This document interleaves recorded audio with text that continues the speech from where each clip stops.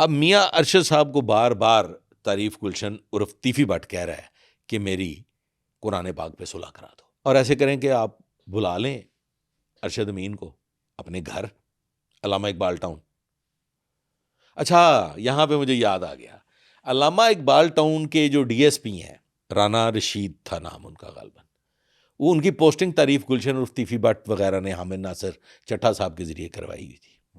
ठीक है, वो भी तीफी भट्ट के ठीक है, दोस्तों में से हाँ, थे। कार खास थे। अब अल्लामा इकबाल टाउन में मियाँ अरशद साहब का घर है, और मियाँ अरशद साहब अरशद अमीन चौधरी से कहते हैं, एक उरूज आपने सुन लिया सर? हाँ, मियाँ अरशद साहब कहते हैं, मियाँ अरशद साहब अरशद अमीन चौधरी को कहते हैं कि मेरे घर आओ, तुमसे मुलाकात कर। ठीक है। अच्छा, अरशद अमीन चौधरी मियाँ साहब से कहता है कि मियाँ साहब मैं नहीं आना है या किसी और को भी आपने बुलाया हुआ है, ये मुलाकात मेरी और आपकी है या कोई और भी है?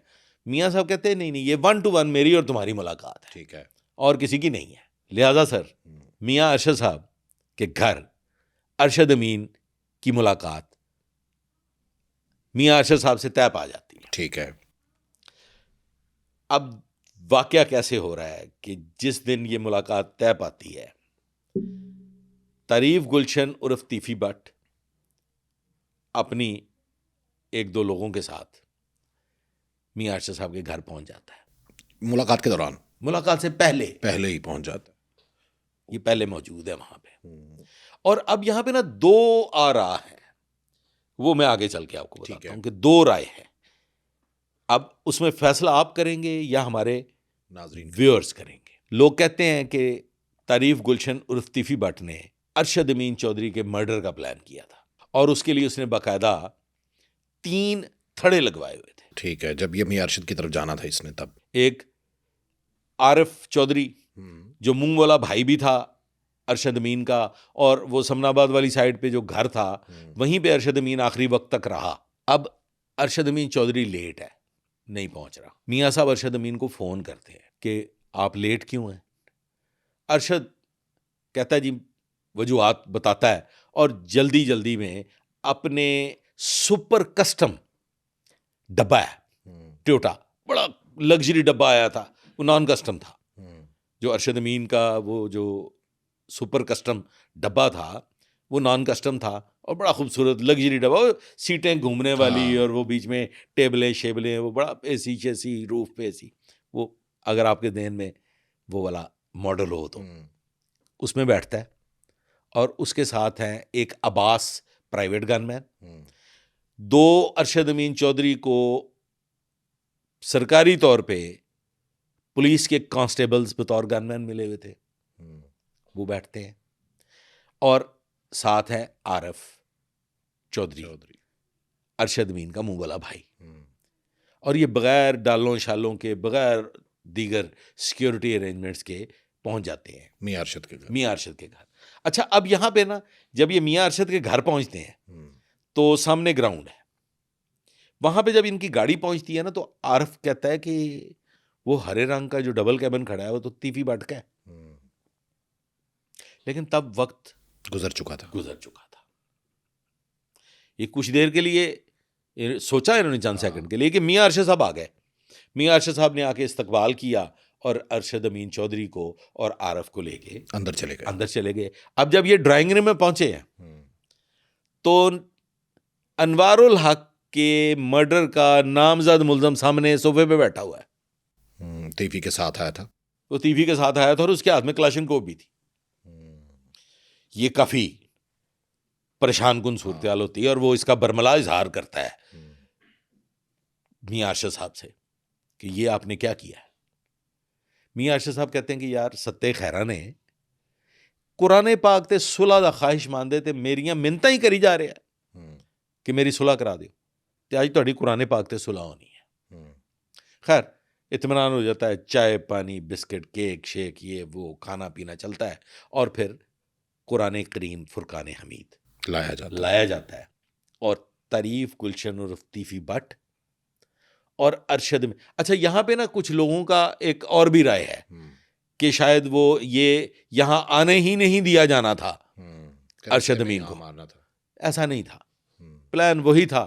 प्लान इस तरह के डबल एक्शन प्लान नहीं हुआ करते, प्लान एक ही हुआ करता है। कुरान करीम पे सुलह हो जाती है, कुरान करीम पे सुलह हो जाती है और वहां पे बहुत खुशगवार माहौल होता है। इस खुशगवार माहौल में अब वो वक्त आ गया है कि अरशद अमीन चौधरी ने वापस जाना है। अरशद अमीन चौधरी वापसी के सफर पे रवाना होते हैं। करीब ही एक पानी वाली टैंकी है जिस रास्ते से तीन रास्ते हैं अरशद अमीन के घर जाने के लिए। और जो जानने वाले हैं, जो इस सारे वाक़े को करीब से मुशाहदा भी कर चुके हैं, उनका कहना यह है कि ये जो प्लान था ये उन तीनों रास्तों पे शूटर्स मौजूद थे। ठीक है, कि पता नहीं किस रास्ते से जाए, जिसमें बताने वालों ने बताया हनीफा बाबा थे, सियालकोटी गैंग के इश्तिहारी थे, आमर भट्ट था और आगा नवीद। ठीक है, वो टैंकी के रास्ते छुपे हुए थे। एक ग्रुप जो है वो एक रास्ते पे, एक ग्रुप दूसरे पे, एक तीसरे पे, तीनों रास्ते कवर्ड थे। फैसला व्यूअर्स करेंगे, मेरा काम है बात बता देनी। अच्छा, कुछ लोग ना जिनको जो बात पसंद आती है वो तो ठीक, जिन्हें नहीं पसंद आती वो फिर गाली गलौज करते हैं। मेरा दावा ये है कि चैलेंज करें। बिल्कुल सही है, इन्फॉर्मेशन ना करें, चैलेंज करें, बताएं कि नहीं जी ये बात ऐसे नहीं है, ये ऐसे है। कोई कंट्राडिक्टरी स्टेटमेंट है तो लेके और बहुत कम लोग होंगे सर। मुझे गुफ्तगू में बड़ा सोच समझ के बात करनी पड़ती है क्योंकि मेरे ऊपर चेक एंड बैलेंस है। मुझे मेरे साथी, मेरे कलीग्स जो हैं वो बाद में सरजनश भी करते हैं अगर मेरे मुंह से कोई गलत आगे ये बात ऐसे नहीं, ये आपने ये बात क्या की है। और कई एक दोस्त ये कहते हैं कि क्रेडिबिलिटी डैमेज नहीं होनी चाहिए। बिल्कुल, और ये हमारा प्लेटफॉर्म का सबसे बड़ा असूल है कि क्रेडिबल होना चाहिए। तो मैं वो मेरे ख्याल में शायद वाहिद शख्स हूंगा कि जो अगर कभी कोई गलत बयानी या कोई स्लिप ऑफ टंग होगी तो मैं माजरत करूंगा ऑन कैमरा। बिल्कुल सही है सर। ये अब अरशद अमीन चौधरी जब वो टैंकी वाले रास्ते से करीब है मियां अरशद साहब के घर के, वहां पहुंचता है तो अंधाधुंध फायरिंग। उस फायरिंग के नतीजा में अरशद अमीन चौधरी, हमारा एक पुलिस का कांस्टेबल और आरफ चौधरी वहां पे मौके पे जान बहक हो जाते हैं। अच्छा, इधर कुरान पाक पे सुलह हुई और निकले और रास्ते में मार जो बात मैंने अब आपको बतानी है ना, वो भी आपने जरा ज़हन नशीन कर लेनी है और उस पर फिर आपने गौर भी करना है। जब ये रुखसत का वक्त आता है, जब जाने लगते हैं, तो एक बार तारीफ गुलशन की रिक्वेस्ट पे कुरान पाक फिर दोनों के सीने पे रखा जाता है और सीने पे कुरान है और दोनों बगलगीर होते। दरमियान में कुरान पाक को जामिन रखा और उसके बाद तीफी भट्ट ने खात्मा करवा दिया अरशद अमीन चौधरी का। अब ये फैसला व्यूअर्स करें कि किसने करवाया, कौन था पीछे, कि ये कौन है, करने वाला कौन है। क्योंकि इस वाक़े में आगा नवीद भी मौजूद है, इस वाक़े में आमर भट्ट भी है, इसमें हनीफा बाबा भी है, इसमें सियालकोटी गैंग भी है। हो सकता है आतिफ चौधरी, आजम चौधरी ने किसी के जरिए दोबारा किया हो, ये गॉड नोज बेटर। ओके, अच्छा, अरशद अमीन चौधरी का मुआशका भी तो था सर। मैं उस तरफ आता हूँ सर। ये जो वाक़या है इसमें दो लोग बच जाते हैं, एक अब्बास प्राइवेट गनमैन मौजूदा तौर पे और एक हमारा पुलिस का कांस्टेबल, ये मौका पे बच जाते हैं। इसकी FIR लॉज होती है और वो FIR लॉज होती है मियां अरशद साहब पे, तीफी एंड कंपनी पे। और गौर कीजिए कि क्या बदनसीबी होगी, क्या बदनसीबी होगी कि वो कहते ने मोल ही नहीं पिया। अब आए आप अपने सवाल की तरफ, क्या आप कह रहे थे? ये बड़ा दिल फेंक था अरशद अमीन चौधरी और इसके बड़े मुआशके भी रहे और एक अदाकारा से तो बड़ा इश्क रहा इसका। अच्छा, मैं वैसे नॉर्मली मेरी कोशिश ये होती है कि ख़वातीन की इज़्ज़त को मलूज़ ख़ातर रखा जाए, लेकिन ये आपकी बात दुरुस्त है। वाकई एक फ़िल्म स्टार अदाकारा, एक आर्टिस्ट के साथ अरशद अमीन का इश्क बहुत मशहूर हुआ था और वो मतलब ज़बान ज़द ख़ास आम था। उसमें इनकी शादी भी होने लगी थी, तय हो चुके थे मामलात, शादी के मामलात तय हो चुके थे, शराइत भी तय हो चुकी थी। उन शराइत में एक शर्त तो ये थी कि उन अदाकारा के जो साहब का शौहर है उनको उनसे तलाक लेके दी जाएगी। अलामा इकबाल टाउन में एक कनाल का घर खरीद के दिया जाएगा, और गालबन मेरी इत्तलात के मुताबिक उस एक कनाल के घर की कीमत भी अदा हो गई थी या बयाना हो गया था। अच्छा, यानी कि कुछ ना कुछ उसका मामला हो गए थे। और बताने वाले ये बताते हैं कि अगर अरशद अमीन मर्डर ना होता तो अगले दिन इनका निकाह था। और वो कौन थी अदाकारा? ये रहने दीजिए, जानने वाले जानते हैं।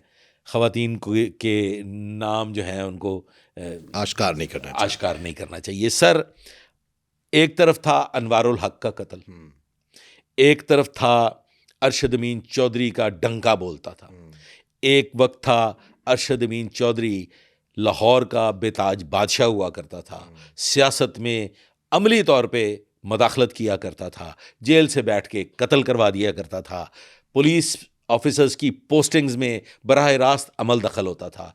अब एक जो वाक़या मैं आपको बताने लगा हूँ वो मेरे व्यूअर्स के लिए भी बहुत काबिल गौर है। इसको फैंटसाइज ना करें बल्कि इसकी लाइफ से सीखना चाहिए। सर, एक तो अरशद अमीन के कत्ल की जब खबर आउट हुई, जब ये सबको पता चला, तो लाहौर में जुलूस निकले, स्टूडेंट्स के अरशद अमीन की मोहब्बत करने वाले सड़कों में निकल आए।